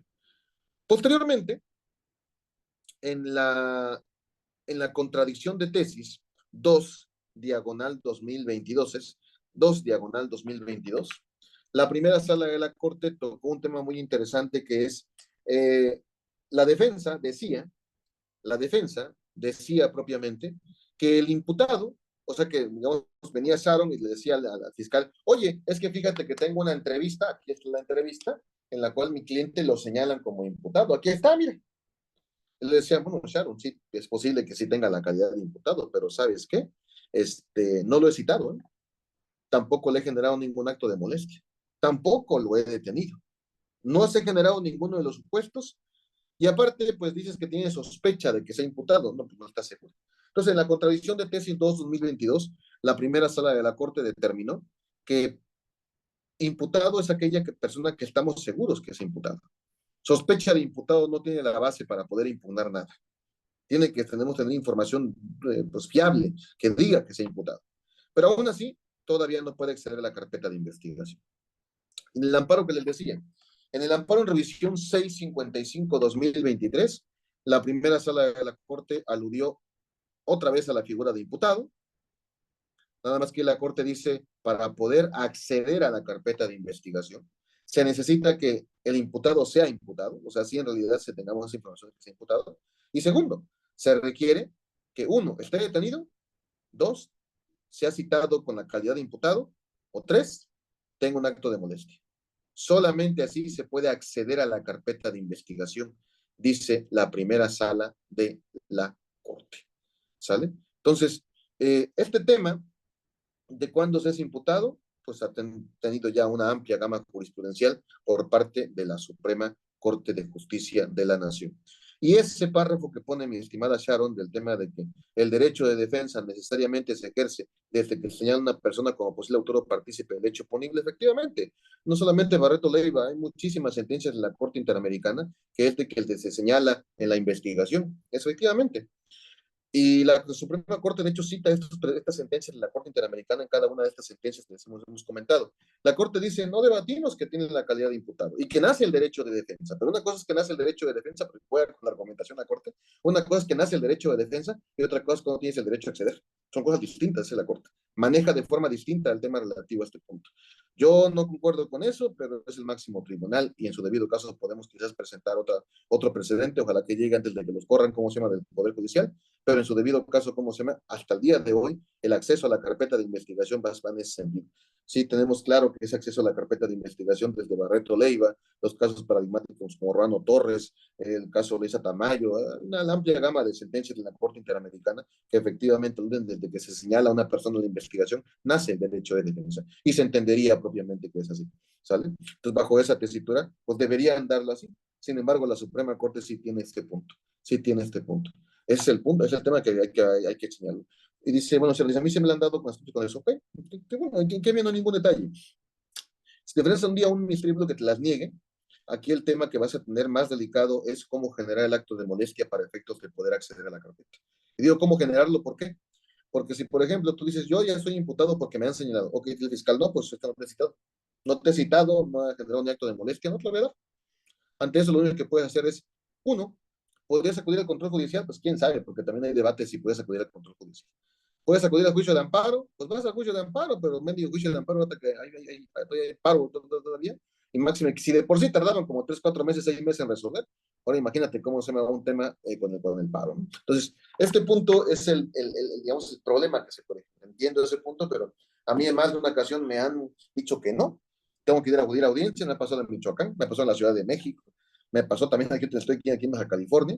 El resto sí me dicen, no, la primera la verdad me la otorgan sin problema alguno, pero algunos sí me han dicho que no, y pues habrá que impugnarlo sin problema alguno. Pero eso es lo que les pongo para que ustedes revisen la jurisprudencia. Te escucho, Mauricio, y veo cómo avanzar. Maestro, buenas noches. Buenas noches. Otro tema que también es muy interesante y tiene algo de relación con lo que usted comenta es con el tema de los vehículos que son en un momento dado asegurados por la fiscalía. Ya ve que hay fiscalías, bueno, yo soy de aquí de Oaxaca, los saludo de Pinotepa Nacional. Este, siempre ellos comentan lo del dichoso folio. Es una cuestión que en realidad no está reglamentada en el Código Nacional, el tema del folio. Creo que por ahí es muy claro en los requisitos que se establecen para poder devolver un vehículo, ¿no? Que no tenga reporte de robo, el tema de que no esté relacionado con alguna otra carpeta y creo que por ahí el tema de la autenticidad del documento. Pero en relación a lo del folio, pues no hay, digamos, un lineamiento como tal. Entiendo que creo que hay unas circulares a nivel estado de las cuales se determina esta situación. Pero al respecto, ¿usted qué nos puede comentar? Bueno, en este caso yo siempre o normalmente actúo como defensa y acudo a solicitar devolución de vehículos y pues en ocasiones pues sí nos vemos en la necesidad de acudir a control judicial. Hay otra situación también que se está dando mucho en la actualidad, bueno, que siempre se ha dado, ¿no? Que tiene que ver cuando hay incidentes de vehículos que colisionan o chocan y los dictámenes tardan mucho en llegar. Entonces, alguna de las partes solicita la devolución y no se la conceden, pero acuden a control judicial para efecto de que sea devuelta algún vehículo, ¿no? Me sucede un caso reciente en el cual choca una pipa de esas que transportan combustible de Pemex con un tractocamión. Entonces, aparentemente no se sabía cuál de los dos vehículos era el responsable, pero ya el dueño de la pipa se fue a control judicial. Bueno, primero solicitó ante la sede ministerial la devolución del vehículo, no se lo concedieron, se fue a control judicial y ya ahí le ordenaron al fiscal que devolviera el vehículo. Se lo devuelve en depositaría, pero curiosamente, el mismo día cuando le hacen la entrega del vehículo, ese mismo día la fiscalía ya contaba con el dictamen de mecánica de hechos, avalúo de daños, etcétera, etcétera. Entonces ahí ellos resultaban responsables. Entonces le entregan el vehículo por un lapso de 10 días para efecto de que se tiene que renovar nuevamente la depositaría. Entonces aquí en este caso pues también nosotros, pues prácticamente nos estamos constituyendo ya como víctimas propiamente y pues estamos en esa situación, ¿no? De que pues ahora, como resulta que ellos son imputados, pues tenemos que ver para el tema del pago de la reparación del daño. Gracias, maestro. En este tema relativo, ¿cómo se llama la devolución de vehículos? Desafortunadamente no hay jurisprudencia en este caso. Hay muchas tesis, digamos, de colegiados que tocan el tema de la devolución de vehículos y que se puede acudir al control judicial. Todos los requisitos que se plantean por parte de las fiscalías, pues no, ninguno de ellos, ¿cómo se llama?, tendría propiamente una base ni legal ni constitucional. Todos ellos lo que hacen simplemente son meras cuestiones administrativas internas. Entonces, bajo esa tesitura no advierto propiamente que se pueda sostener ese tipo de resoluciones. Entonces, ahí sería simplemente acudir con los requisitos del Código Nacional. Abrieron a un incidente, yo sí, por lo regular, lo que hago es plantear un incidente ante el juez. Hay argumentos para eso, como que el juez es el protector de derechos, como que el aseguramiento debe existir control judicial, etcétera, etcétera, y a partir de eso acudir. Yo es lo que te puedo comentar, mi estimado Mauricio, en este punto. Aquí, el punto de esta cuestión de la teoría de la argumentación que yo te estoy planteando, pretendo comentar con ustedes, pues es tener presente la idea de que en la teoría de la argumentación jurídica, bueno, en la teoría, perdón, de la argumentación, tenemos este Estado de Derecho legal, el Estado de Derecho constitucional. Lo que decía en su momento la ley y lo que hoy se sostiene a partir de la Constitución, el Estado de Derecho legal al Estado de Derecho constitucional. ¿Esto por qué? Porque por eso hoy tenemos la interpretación jurídica y la argumentación jurídica. La interpretación jurídica como aquello que podemos extraer o el del entendimiento de la norma, y la argumentación jurídica como todos aquellos argumentos que nos sirven para esclarecer lo que la interpretación nos da. Por eso se llaman o también se denominan argumentos interpretativos. A través de la argumentación jurídica definimos lo que podríamos entender por una norma a través de diversos argumentos. ¿Sale? Este tema de la justificación interna de la decisión. La justificación interna tiene que ver con la cuestión lógica y con las falacias.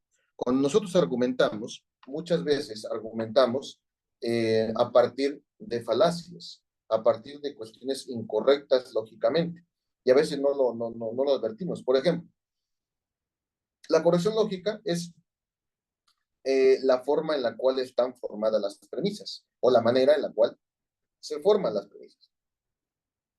Si yo, por ejemplo, digo, es que imputado es la persona señalada por el Ministerio Público y que está sostenida a partir de prueba, es imputado. Entonces, si el Ministerio Público si el Ministerio Público señala a una persona y dice que esa persona es imputado a partir de la prueba, ya simplemente es imputado y ya se puede vincular a proceso, ¿no? Aquí hay una falacia. Una cosa es que una persona sea señalada por el Ministerio Público y que el fiscal estime que hay prueba de que la persona lo cometió. Y otra cosa muy distinta es que esa prueba sea suficiente para efectos de vincular a proceso. Ahí hay una falla en la argumentación, que es una falacia llamada falacia de presentación del consecuente por el antecedente. En lógica, esa es una falla. Es como si fuera a decir, oye, si está lloviendo, ¿tomo el paraguas? Sí, ¿no? Ok, toma el paraguas. Oye, vienes con paraguas. Está lloviendo entonces. No, ahí está una falla lógica. Está aceptando el consecuente sin mirar al antecedente. No porque tengas paraguas quiere decir que está lloviendo. Pero si está lloviendo, quiere decir que sí tendrías que tomar un paraguas. O sea, es una cuestión de falla y corrección lógica. En la justificación interna, en la teoría de la argumentación, lo que hace es estudiar las premisas. ¿Para qué nos sirve esta idea de la corrección lógica? Nos sirve para poder saber por qué razón, a veces como que escuchamos a la parte contraria y digamos, algo está mal en su argumento, como que como que sí me convence, pero algo está mal, pues, algo está mal, y es porque la forma en la cual presentan las premisas es una forma, digamos, una forma engañosa de poder presentar la argumentación, ¿sale? La justificación interna de lo que da cuenta es la manera en la cual lógicamente se sostiene una argumentación, la corrección lógica. Y cualquier falla en esa corrección lógica implica una falacia. Ese es, digamos, un tema que se estudia en teoría de la argumentación jurídica. ¿Y qué es la justificación externa? La justificación externa es tener presente la diversidad de argumentos, argumentos religiosos, argumentos estadísticos, argumentos epistémicos, argumentos finalísticos, tipos de argumentos. Y lo que hay que hacer es identificar cada uno de esos tipos de argumentos y controlar los mismos. Control directo de la argumentación jurídica. ¿Sale? Hay diversidad de argumentos y cada uno de esos argumentos se deben sostener. Uno de esos argumentos es la argumentación por jurisprudencia. La argumentación por jurisprudencia o a través de la jurisprudencia es una manera de argumentar. Si yo sostengo o yo digo alguna jurisprudencia, entonces es una forma de poder sustentar lo que estoy planteando. Si esa justificación o esos argumentos por jurisprudencia están correctos o incorrectos, todo dependerá de cómo yo estudio directamente la teoría de la jurisprudencia. ¿Sale? La jurisprudencia, cómo se sostiene y cómo la controlo. Es el control directo de la diversidad argumentativa, en el caso del control directo de la jurisprudencia, en la argumentación correspondiente. ¿Sale? Esto da pauta a decir que no hay una sola respuesta correcta. Hay una respuesta argumentada. No hay una respuesta correcta. Hay una respuesta argumentada. No hay una respuesta correcta, sino que hay una respuesta argumentada. ¿Sale? Entonces, bajo esa tesitura, teniendo presente ese punto, tenemos que no existe, reitero, una respuesta correcta. Existe propiamente una respuesta argumentada. ¿Sale? Una respuesta argumentada. Dice Entonces el juez decide, sí, pues el juez va a decidir, pero el juez va a argumentar esa decisión. Como no existe una respuesta correcta, lo que sucede es que el juez decide, pero debidamente argumentado. O sea, el chiste de esto es que no hay que tener presente que hay una sola respuesta. Hay varias respuestas, pero la respuesta por la cual optemos va a ser la respuesta que mejor esté argumentada. De ahí que lo que necesitamos son herramientas argumentativas. Ahí están los principios del derecho, principios en general, diversos test como el test de igualdad, el test de proporcionalidad, etcétera, herramientas argumentativas, ¿sale? Herramientas argumentativas. Entonces, la teoría de la argumentación lo que hace es al menos abrirnos los ojos para decir que no existe una respuesta correcta, existe una respuesta argumentada, ¿sale? Argumentada. Por ejemplo, hace rato me decía Sharon, dice, es que la Corte Interamericana, y ahí dice el párrafo y tiene toda la razón, la Corte Interamericana dice que el derecho de defensa nace cuando una persona es señalada por la investigación o señalada obviamente por el material probatorio correspondiente, algo así dice la Corte Interamericana. Yo puedo decirle, sí, Sharon, tienes toda la razón, efectivamente, la Corte Interamericana dice eso. Pero para poder rebatir tu argumento, yo te voy a decir, sí, pero eso lo ha dicho la Corte, según recuerdo, en puros casos en los cuales primero no ha intervenido México, lo cual en el caso ha sido con puras cuestiones que tienen que ver con otro tipo de procedimientos y en diversos escenarios. Primero, Charo me podría decir, sí, pero es un derecho humano, Arturo, es un derecho humano y es una interpretación de un derecho humano, así que no importa que sea en diversos estadios procesales, ¿ok? Claro que es un derecho humano, sin embargo, habrá que entender o qué significaría la jurisprudencia de la Suprema Corte de... Bueno, perdón, ¿qué diría la Constitución? La Constitución, ¿qué dice? ¿Existe un derecho al acceso a la investigación solo por eso? No. Pero Arturo, pero la jurisprudencia de la Corte Interamericana es jurisprudencia. Ah, bueno, vamos entonces a contrastarla con la jurisprudencia de la Corte. La jurisprudencia de la Corte.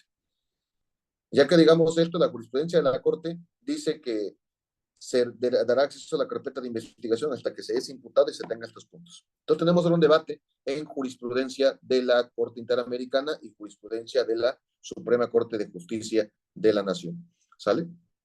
Y sí, puede reforzar su argumento Sharon de que efectivamente la contradicción de tesis 293-2011 que crea esa jurisprudencia que cita Sharon, que es una jurisprudencia consistente en que, pues sí, efectivamente, la jurisprudencia de la Corte Interamericana es vinculante y siempre favorecerá en lo que, bueno, siempre será vinculante y se ocupará en lo que le favorezca al imputado, el famoso principio pro persona, sin problema alguno. Pero también la Suprema Corte habla de las restricciones constitucionales y también la Suprema Corte habla de la jurisprudencia de restricción, la cual significa que si la Corte ha definido o determinado un tema y si ese tema lo delimita conforme a su jurisprudencia, tendremos que acotarnos a lo que dice la jurisprudencia de la Corte. Ojo, yo estoy de acuerdo perfectamente en todo lo que dice Sharon. Debería darse acceso a la carpeta a una persona solo por el hecho de ser imputado. Sin embargo, el máximo tribunal dice otra cosa. Y ese es el punto de la argumentación por jurisprudencia, o sea, entender que claro que la Corte Interamericana podría decir algo, claro que algún colegiado podría decir algo, claro que algún juez en algún asunto les podría dar acceso, sin embargo, si nos acudimos a lo que dice en realidad la jurisprudencia de la Corte, pues a veces nos topamos con este tipo de cuestiones con las cuales no compartimos, pero ahí está, es el detalle. Pues. Entonces, a eso me refiero en pocas palabras.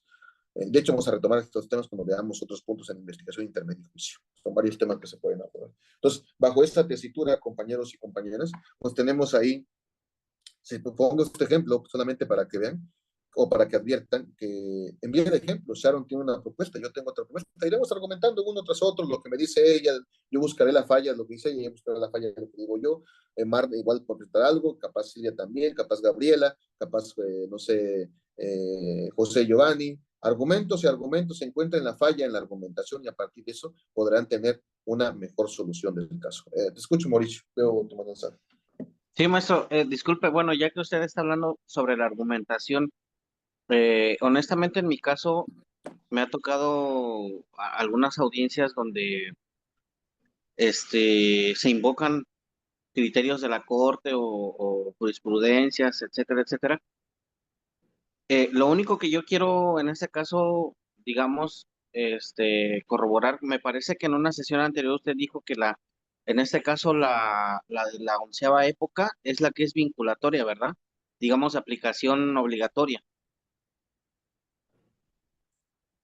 onceava época, la décima época y todo lo que sea jurisprudencia.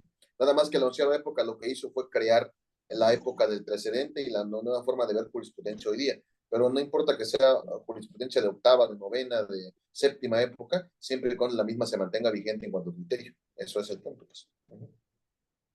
Ok, gracias, maestro.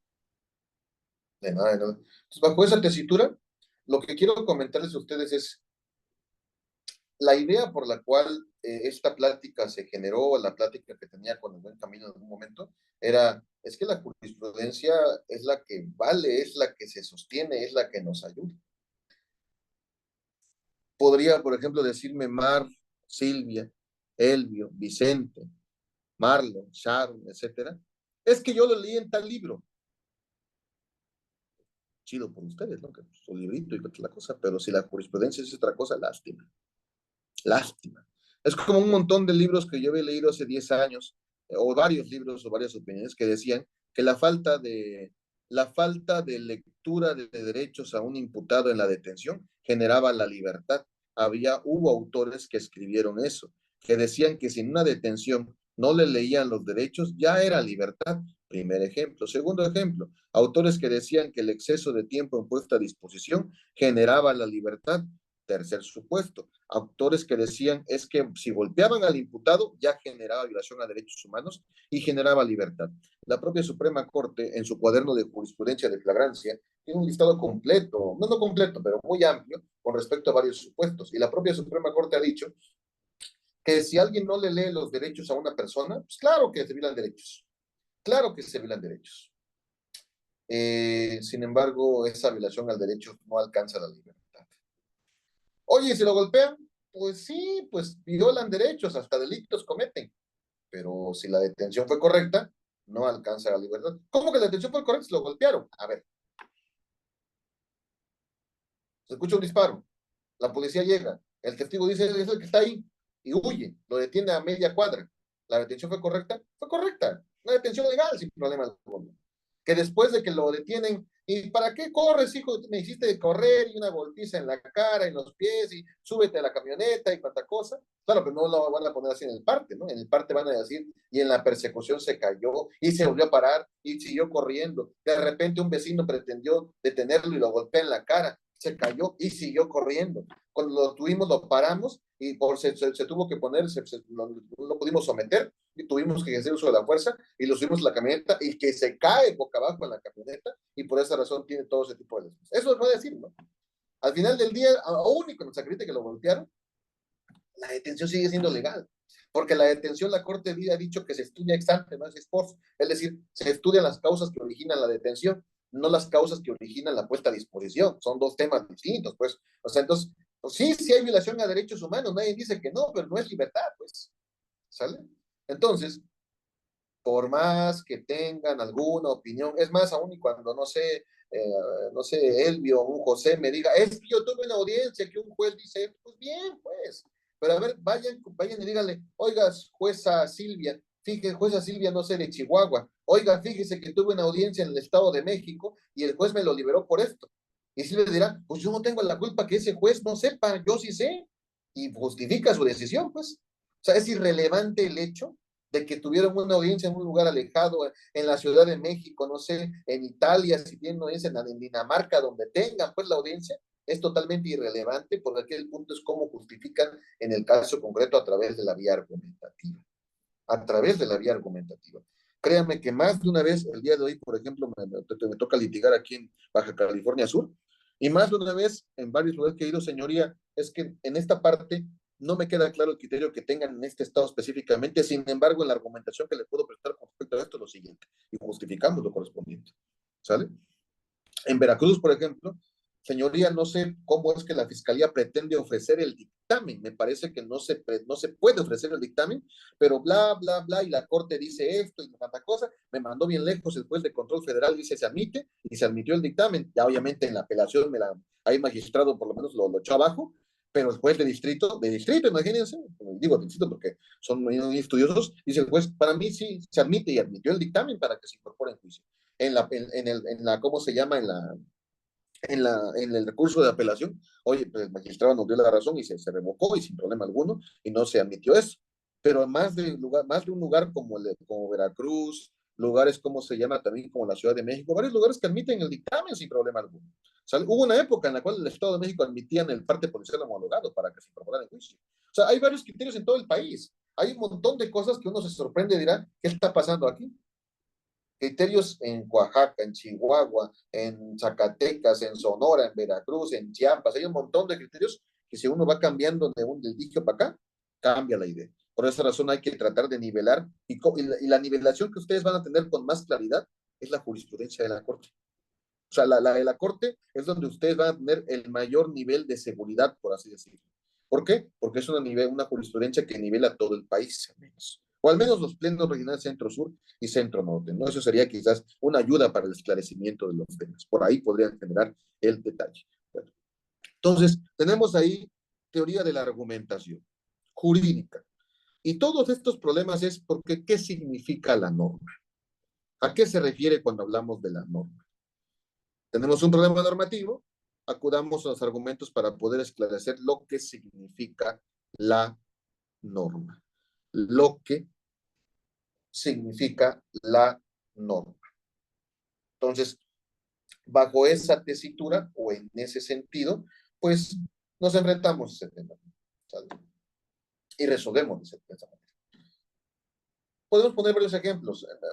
Ejemplo, no sé, la Suprema Corte de Justicia hace algunos años, creo que unos en 2018, 17, si no estoy mal, hace como 6 años, debatió el concepto de omisiones. Omisiones que están en el 109, fracción vigésima primera, del Código Nacional en relación con la Constitución en el 20, apartado C, fracción sexta o séptima. La víctima tiene el derecho para impugnar las omisiones que realice el Ministerio Público en sus labores de investigación. ¿Tiene ese derecho la víctima? Claro que lo tiene. Pero el Código Nacional no maneja una incidencia para impugnación de omisiones. No lo dice el 258 del Código Nacional. El 258 dice que puedes impugnar la facultad de abstenerse de investigar, el archivo temporal, el criterio de oportunidad y el no ejercicio de la acción penal. ¿Sale? No dice omisiones. Esa es la razón por la cual tuvo que llegar este tema a la contradicción de tesis 233-2017. La primera sala de la Corte estudió en la contradicción de tesis 233-2017 si efectivamente las omisiones pueden ser materia de impugnación y la Corte dice que sí. Pero para poder entender esto, tuvo que estudiar el concepto de impugnación y el concepto de omisión. El concepto de impugnación y el concepto de omisión. ¿Sale? Entonces, bajo esa tesitura, aquí la pregunta es, ¿qué significa omisión y si se puede impugnar? Un tema de interpretación y argumentación jurídica, y ahí la Corte, para poder decir que sí es viable impugnar la omisión, la Corte tuvo que entrarle a varios temas. Primer tema, ¿qué busca la investigación? La investigación busca, como ustedes lo dicen, investigar, dice la Corte. Investigar para poder recopilar material probatorio. Entonces, cualquier cosa que obstaculice la investigación es anómala, no debería existir. La investigación debe correr su curso. La investigación debe seguirse integrando. Cualquier cosa que paralice, cualquier cosa que niegue, cualquier cosa que no permita la investigación, es una cuestión anómala en la investigación. La investigación está hecha para eso, para investigar. Entonces, una omisión es algo que no debería existir. Segundo, el hecho de que exista un juez de control. El juez de control es una figura, dice la Corte, y estudió la figura del juez de control. El juez de control o jueza de control es una figura que controla dos cosas, control epistémico y control cautelar. El control epistémico es para decidir si lo que pasó en el caso concreto sucedió, y para poder decidir que en el caso concreto algo sucedió, se requiere material probatorio, y por lo tanto, si se requiere material probatorio, el juez debe velar por que ese material probatorio exista. Se requiere eso. Se requiere que el juez vigile eso. Y segundo, dice el juez, es un juez cautelar, cautela derechos, protege derechos. Entonces, si la víctima quiere una investigación clara, una investigación precisa, un derecho a la verdad, debe proteger esos derechos. Un juez que protege, un juez que cautela. Otro argumento, que es el juez y cómo cautelar. Y tercero, el hecho de impugnar las decisiones es un derecho de la víctima, que está en la Constitución. Impugnar es cualquier cosa que pudiese afectar a sus derechos a la verdad, etc. Entonces, a pesar de que el código no lo permita, dice la Corte, sí es viable que la víctima impugne omisiones. Lo que les quiero decir es que este problema de la impugnación por omisiones, que no estaba claro hasta hace aproximadamente 6 años, a través de diversos argumentos, la Corte resolvió que sí se puede, sí es viable. O sea, el problema es cada detalle, cada problema interpretativo que se presente, el punto es identificar interpretaciones y argumentaciones y así resolver. Argumentación jurídica. ¿Sale? El siguiente tema es la argumentación probatoria. La argumentación probatoria lo que nos dice propiamente es, bueno, ¿cómo argumentamos en la cuestión probatoria? Ojo, la cuestión probatoria, porque una cosa es el derecho probatorio y otra cosa es el razonamiento probatorio. ¿Vale? Una cosa es el derecho probatorio y otra cosa es el razonamiento probatorio. El derecho probatorio es todo aquello que la norma, que la ley dice con respecto a la prueba. Que la norma, que la ley dice con respecto a la prueba. El derecho dice algo con respecto a la prueba. Ese es el derecho probatorio. Y el razonamiento probatorio le entra cuando el derecho probatorio no resuelve las problemáticas. Cuando el derecho probatorio no resuelve las problemáticas. ¿Sale? El derecho probatorio dice algo con respecto a la prueba y el razonamiento probatorio, pues digamos, trata de encontrar los mejores argumentos o razonamientos con respecto a la prueba para resolver un caso concreto. Para resolver un caso concreto. Y tenemos varios problemas probatorios. Entonces, la pregunta de si es correcto ofrecer por escrito en la intermedia, si en la audiencia inicial el hecho de que yo presente datos de prueba se pueden valorar, si efectivamente cuando ofrecemos medios de prueba se va a desahogar con interrogatorio y contrainterrogatorio o de qué manera, si en su debido caso se presenta en audiencia intermedia un incidente sobre prueba, ¿es posible evaluarlo y cuál sería el estándar de prueba? ¿Cuál es el estándar de prueba para la vinculación a proceso?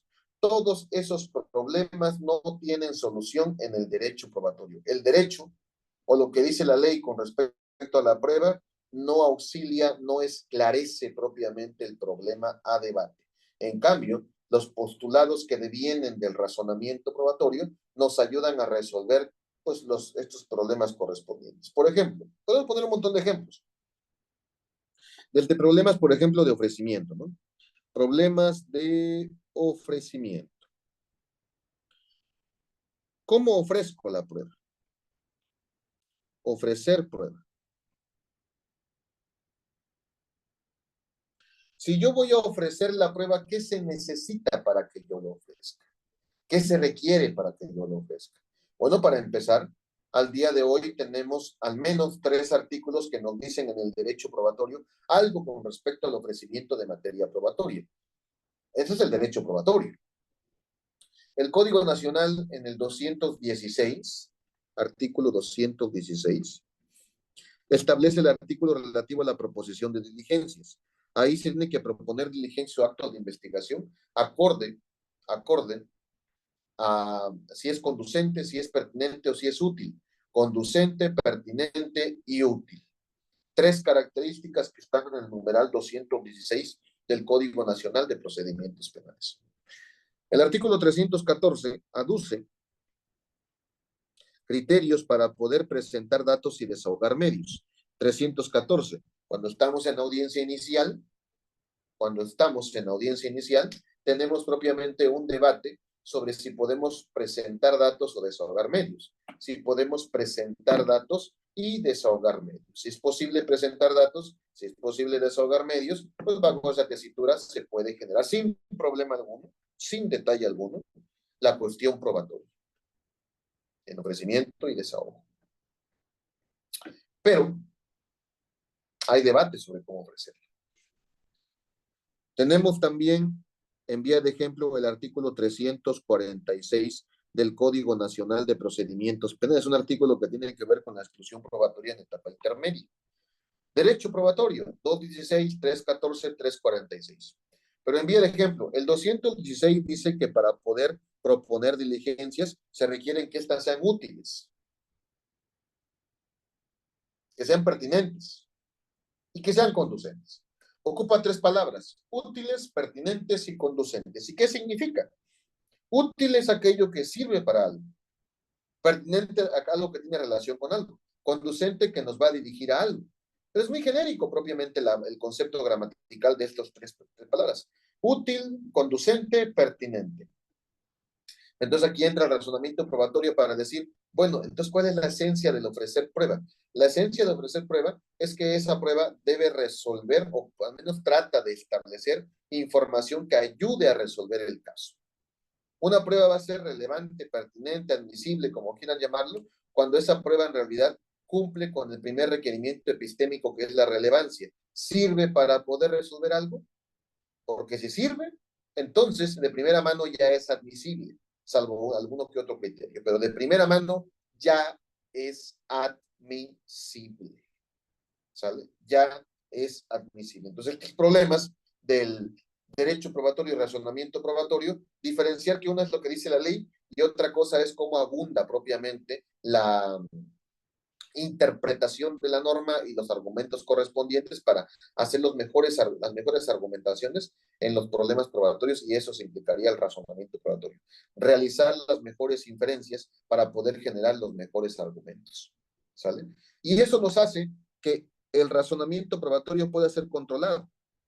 Eso hace que el razonamiento probatorio pueda ser controlado. Si yo, por ejemplo, digo que la prueba tiene valor por esto, que se ofrece o se admite por esto, es porque tengo criterios de corrección, criterios que nos dicen de qué forma debe ser ofrecido, admitido, desahogado.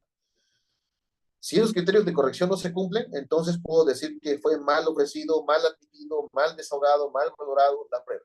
Entonces, el tema del razonamiento probatorio nos entrega herramientas para poder saber cómo controlamos la cuestión probatoria. Cómo controlamos la cuestión probatoria. ¿Sale? Entonces, control del razonamiento probatorio. Control del razonamiento probatorio.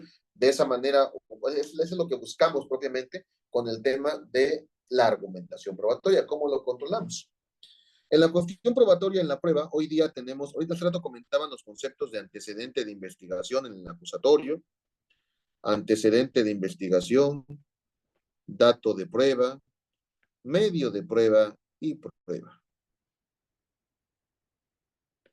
¿Sale? Esos conceptos que están en el Código Nacional de Procedimientos Penales, en el 260 y 261, bueno, son en realidad formas de ver la prueba. El antecedente como un medio de convicción que se encuentra como registro en la carpeta de investigación. El dato de prueba como un medio de convicción no desahogado, pero que se encuentra presente en la carpeta y que sirve para poder estudiar una etapa preliminar, una audiencia preliminar. La argumentación, el medio, como aquel mecanismo que ayuda propiamente a poder resolver de qué manera se va a probar algo. Medio probatorio como prueba testimonial, pericial, documental, etcétera. Medio probatorio. Y prueba como aquello que se desahoga en juicio. Esos son los conceptos que maneja el Código Nacional de Procedimientos Penales. En la literatura, uno de los grandes temas es ¿qué es la prueba? Prueba como medio. La prueba como medio, como una herramienta para probar, que nos sirve para probar, prueba como medio.